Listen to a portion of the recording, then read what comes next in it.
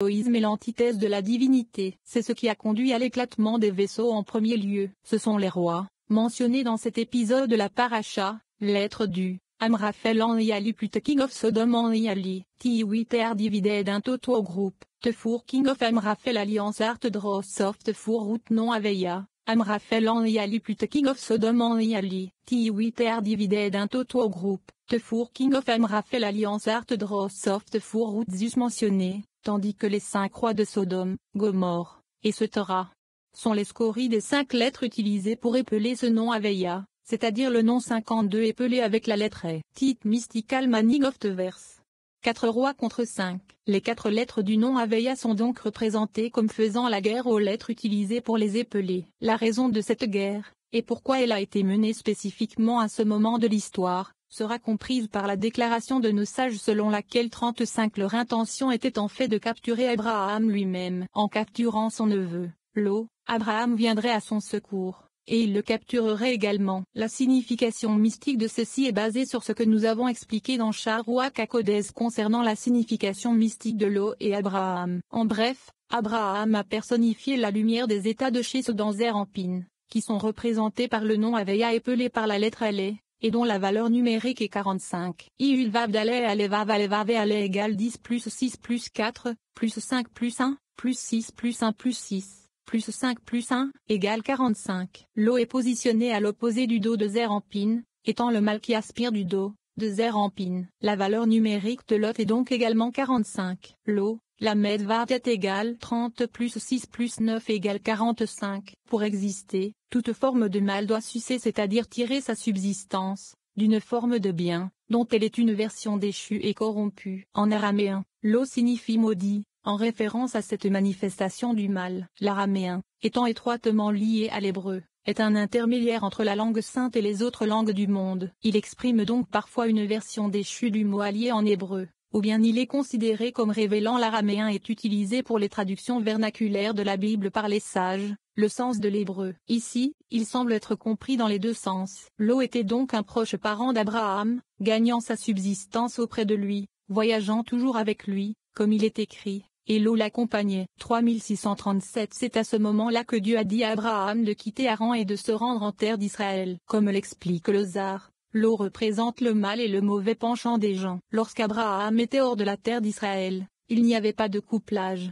Bereshit Rabbah 42. Entre Zer Anpin et Noukba, comme nous l'avons expliqué précédemment. Par conséquent, la coquille maléfique s'est accrochée à la sainteté et l'a aspirée, car Zer Anpin était alors dans un état de conscience restreint, signifié par le nom Elohim. La terre d'Israël est un appel pour la Malchou, comme nous l'avons vu précédemment. Donc si Abraham a personnifié Zer Anpin, cela signifie qu'il n'y avait pas d'union entre Zer Anpin et Noukba jusqu'à ce qu'Abraham entre dans la terre. La raison pour laquelle il n'y a pas d'union entre Zer Anpin et Noukba est qu'ils ne sont pas encore prêts, c'est-à-dire assez mûrs pour cela. Abraham Zer Anpin avait encore une conscience de diaspora, une mentalité incomplète vis-à-vis de la divinité. Cette conscience est exprimée par le nom Elohim, qui signifie la divinité telle qu'elle est investie et cachée dans les forces de la nature, le mot pour la nature Ateva ayant la même valeur numérique que le nom Elohim. 86. En l'absence de cette union, Zer Anpin est exposé à une fausse union avec les puissances du mal. Les rois et le mal,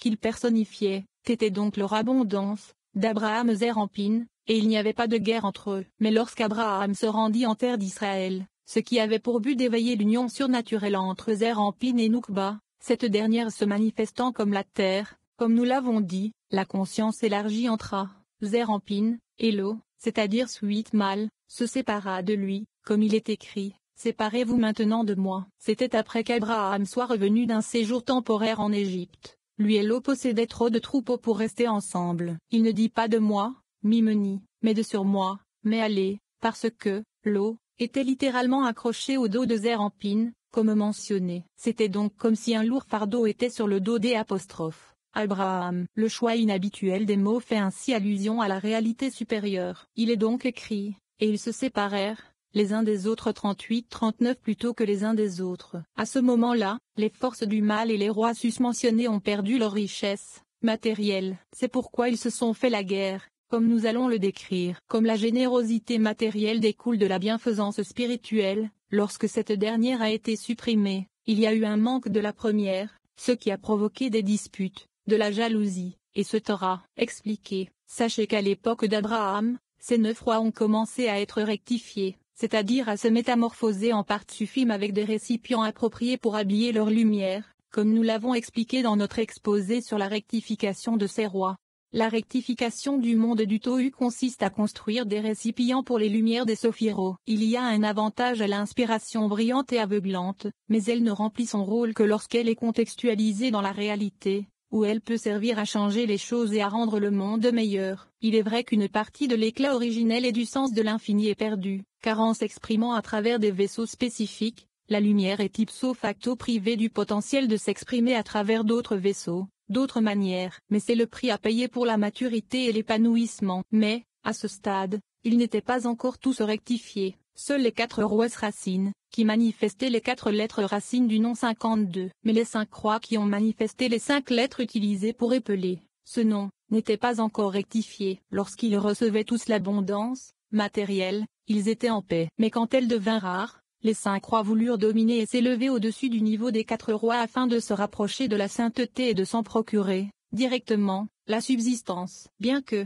les 5 soient issus des 4, ils se sont rebellés contre eux, parce que les 4 rois, qui étaient quelque peu rectifiés, de sorte que leur vase enveloppait leur lumière, ne pouvaient pas s'élever plus haut que leur niveau intrinsèque, alors que les 5 rois, qui n'étaient pas encore rectifiés, n'étaient pas limités par leurs vêtements et pouvaient donc s'élever au-dessus du niveau des autres. Les récipients retiennent les lumières qu'ils habillent, tout comme l'expression d'une idée la solidifie et la concrétise, la privant de toute autre forme d'expression. C'est pourquoi les 5 rois, même s'ils étaient des branches, des 4, se sont rebellés et ont vaincu les 4 rois racines. Mais à la fin, comme les 4 étaient les racines, ils ont vaincu les 5, et les ont soumis à leur domination. Or, puisque toute la dispute portait sur le manque d'abondance pour eux tous, ils ont donc pris Lot et tous ses biens 11 parce qu'il était la personne la plus proche d'Abraham, qui personnifiait Zérampine, comme mentionné. En capturant Lot, ils pensaient que Lot prendrait sa subsistance d'Abraham et qu'il prendrait à leur tour la leur de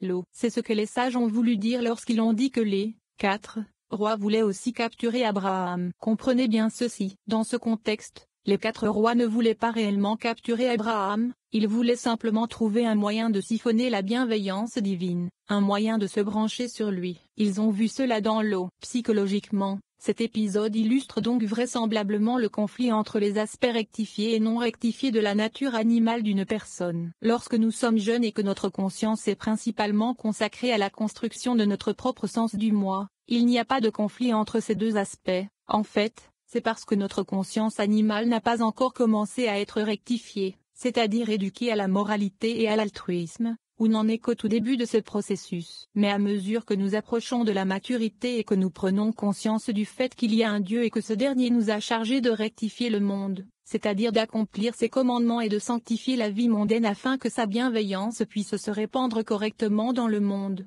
notre nature animale commence elle aussi à mûrir et à réaliser qu'elle ne peut pas toujours obtenir ce qu'elle veut et faire ce qu'elle veut. À ce stade, les aspects non rectifiés de l'âme animale commencent à se rebeller, et la personne est plongée dans le conflit de l'adolescence, lorsque sa nature égoïste entre en guerre contre sa conscience adulte montante et tente de la contourner et de s'affirmer. Comme elle n'est pas entravée par les contraintes de l'âge adulte, elle semble d'abord gagner, éblouissant l'adulte plus raisonné par son énergie et sa puissance juvénile, volant au-dessus de la nature adulte et semblant pouvoir exprimer une vitalité plus sainte que celle-ci. Mais comme la nature adulte est plus prudente, plus logique, plus patiente, et se taira, elle finit par l'emporter et par soumettre l'aspect non rectifié de la nature animale. Mais la nature animale reste la nature animale, et même son aspect rectifié, surtout maintenant qu'il a absorbé en lui l'aspect non rectifié, veut ce qu'il considère comme son dû. Elle fait donc appel au mauvais penchant pour s'assurer que l'âme divine ne la néglige pas. Finalement, l'âme divine récupère le mauvais penchant et l'utilise à ses propres fins, plutôt que de le laisser servir l'âme animale. Or, Dieu avait déjà dit à Abraham, « Mais tu reviendras vers tes pères. » 3 en paix. De quelle sorte de présage s'agissait-il? Plutôt, comme nos sages l'affirment, Dieu l'informait que Téra, son père, qui était alors un adorateur d'idoles, allait qu'être repentir. L'expression vient chez tes pères en paix signifie qu'à la mort de l'individu, son âme reposera au paradis avec celle de ses ancêtres. Puisque Téra était un adorateur d'idoles, quelle sorte d'assurance Dieu offrait-il ici à Abraham? Nous devons donc conclure que Dieu disait à Abraham que Téra se repentirait et que son âme reposerait au paradis. Les mots dans la chaleur du jour font allusion à la déclaration de nos sages selon laquelle, ce jour-là, Dieu a retiré le soleil de sa gaine. 5. Ce qui est l'équivalent du purgatoire. Abraham cherchait en permanence des invités à accueillir. Comme cet incident s'est produit peu de temps après sa circoncision, Dieu a voulu laisser Abraham se reposer, et a donc fait en sorte qu'il fasse très chaud pour que les gens s'abstiennent de voyager et qu'il n'y ait personne sur la route qu'Abraham puisse inviter dans sa tente. Le soleil est considéré comme étant entouré d'une enveloppe qui protège le monde de ses rayons. L'un des aspects du processus de purification du purgatoire est la chaleur insupportable. Abraham était assis à l'ouverture de la tente, faisant référence à la déclaration de nos sages, qu'il est assis à l'entrée du purgatoire et empêche quiconque est circoncis et scellé par l'alliance sainte et ne l'a pas souillé d'y entrer. Abraham a été le premier juif à être circoncis, et l'alliance de la circoncision est connue à ce jour comme l'alliance d'Abraham. Ainsi, quiconque accomplit le commandement de la circoncision et préserve la pureté de sa sexualité mérite la protection d'Abraham. D'un point de vue allégorique, cela signifie simplement que le fait de préserver la pureté de sa sexualité est un mérite suffisant pour être épargné de l'épreuve du purgatoire, même si l'on a commis d'autres péchés qui auraient exigé que l'on passe par le processus de purification. Cela a provoqué la réincarnation de Téra. Quand il est revenu, il est descendu en tant que femme et s'est marié selon la loi lévitique, c'est-à-dire qu'elle a épousé le frère de son mari décédé et sans enfant. Dans ce cas, le premier enfant de cette union est considéré comme l'enfant de l'homme décédé. Bien que Téra se soit repenti de son péché d'idolâtrie avant de mourir, il a manifestement dû se réincarner afin de réparer ses péchés sexuels. Il est donc descendu sous la forme d'une femme, vraisemblablement pour faire l'expérience de la conscience féminine et réaliser ainsi la gravité d'avoir utilisé des femmes. En tant que femme,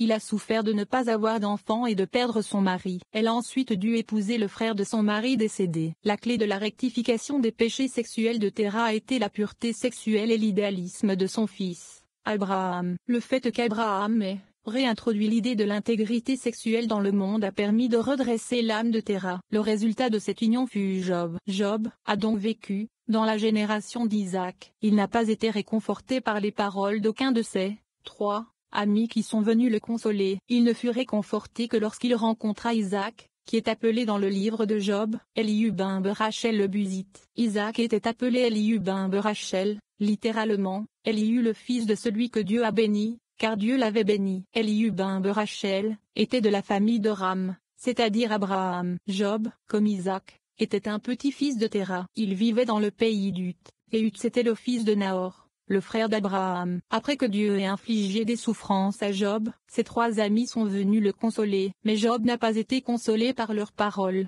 car ils ont tous essayé de le convaincre qu'il avait fait quelque chose pour mériter cette souffrance. Seul le jeune Elihu a été capable de consoler Job. Le nom d'origine d'Abraham était Avram, ce qui signifie le père de Ram. C'est pourquoi Job a dit, « Je déteste donc mes paroles, et je suis consolé par la poussière et des cendres. » Cela fait allusion à Abraham, qui a dit, « Je suis poussière et cendre. » Job dit, en effet, maintenant, à cause de lui, je suis réconforté. Ayant passé son épreuve, Job achève la rectification de l'âme de Téra, initiée par les réalisations spirituelles d'Abraham. C'est pourquoi son nom était Job, Iov, car il était le père d'Abraham, qui se considérait comme de la poussière et des cendres devant son Créateur, réincarné. Les lettres qui composent le mot Iov, Alei-Ud-Vav, peuvent être réarrangées pour épeler son père Aviv, Alei-Ud-Vav. Ceci est également mentionné dans le fait que Job, Iov, se transformant et il est venu, Vayavo, Vaviud-Bayale, point cru en Dieu, et Ikaveka Vayaminu Bezikaveka,